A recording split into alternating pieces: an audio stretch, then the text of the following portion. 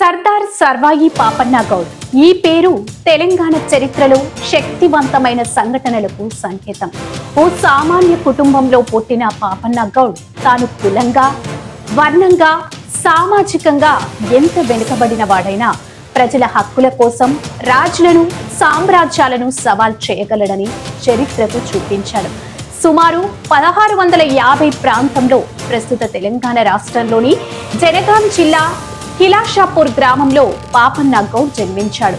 ఆయన గౌడ్ వర్గానికి చెందినవారు. ఈ వర్గం తాటి చెట్ల మీద జీవనం ఆధారపడి ఉండే వృత్తిని అనుసరించే ఆ కాలంలో సామాజికంగా అధమంగా పరిగణించబడే కులంగా గుర్తించబడింది. పాపన్న బాల్యంలోనే మొఘల్ పరిపాలన కింద తెలంగాణ ప్రాంతంలో ప్రజలు ఎదుర్కొంటున్న దుర్భర పరిస్థితులను గమనించాడు. జమీందారీ వ్యవస్థ, ముస్లిం పాలకుల అధికారం, మతపరమైన పీడనలు ఇవన్నీ ప్రజల జీవితాలను దుర్భరంగా మార్చాయి. జమీందారులు మద్దతుతో మొఘల్ అధికారులు ప్రజలపై అధిక పన్నులు విధించి ఆర్థికంగా, సామాజికంగా వారిని అణగదొక్కడం సర్వసాధారణమైంది.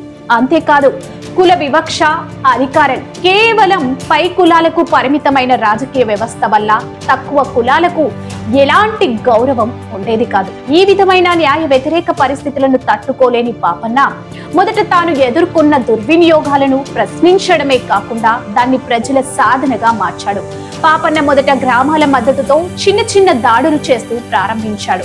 అది కేవలం దోపిడికి సంబంధించినవిగా కాకుండా ప్రతిష్ఠితులను ప్రశ్నించే సామాజిక తిరుగుబాటుకు నాంది పలికే చర్యలుగా మారాయి. మొఘలులు దుర్మార్గపు అధికారుల ఖజానాలపై దాడులు చేసి దొంగిలించిన ధనాన్ని పేద ప్రజలకు పంచుతూ ప్రజల మద్దతు సంపాదించాడు. ఈ విధంగా పాపన్న ప్రజల్లో ఒక దౌత్యవంతుడైన రాబిన్ హుడ్ వంటి స్థానాన్ని సంపాదించాడు.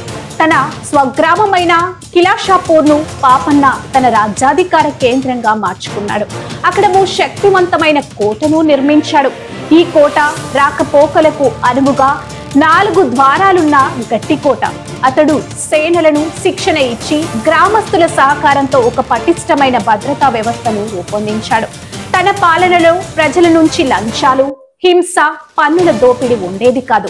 ఆయన ధర్మ రాజ్యాన్ని స్థాపించాలనే లక్ష్యంతో పేదల కోసం నీటి చెరువులు, వృద్ధుల అభివృద్ధి, ప్రజలకు భూముల పంపిణీ, అన్నదాన కార్యక్రమాలు,